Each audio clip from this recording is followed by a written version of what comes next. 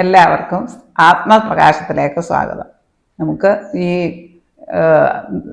ശ്രീ മേൽപ്പത്തൂർ ഭട്ടതിരിപ്പാട് ദശകങ്ങളിലായിട്ടാണ് നാരായണീയം രചിച്ചിരിക്കുന്നത്. നാരായണീയത്തിലെ 8ാം ദശകത്തിലെ 13ാം ശ്ലോകം ഒരു സർവ്വരോഗങ്ങൾക്കും ഉള്ള ഒരു ദിവ്യ ഔഷധമാണെന്ന് തന്നെ പറയാം. രോഗങ്ങളുള്ളവർക്ക്, രോഗങ്ങളാൽ കഷ്ടപ്പെടുന്നവർക്ക് രോഗത്തിൽ നിന്ന് മുക്തി നേടുന്നതിനും നല്ല മിറക്കിള് സംഭവിച്ചിട്ടുണ്ട്. പലർക്കും രോഗത്തിൽ നിന്ന് മുക്തി നേടുന്നതിനും അതുപോലെ രോഗങ്ങളില്ലാത്തവർക്ക് രോഗങ്ങൾ വരാതിരിക്കാനും ഈ ശ്ലോകം അതിപ്രശസ്തമാണ്. ആ ശ്ലോകം എന്താണെന്ന് നോക്കാം.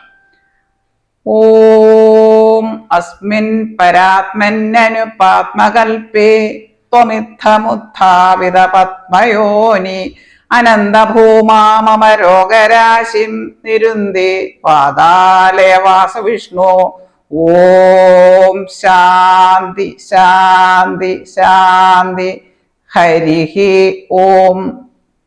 നല്ല ഭക്തിയോടുകൂടി, നല്ലതുപോലെ ഭഗവാനെ ഉപാസനാമൂർത്തിയായിട്ട് കരുതിയിട്ട് നല്ല ഭക്തിയോടുകൂടി ദിവസവും ഇത് 18 പ്രാവശ്യം 18 തവണ ജപിച്ചാൽ ഫലസിദ്ധി ഉറപ്പാണ്. 100% ഫലസിദ്ധി ഉണ്ടാകും.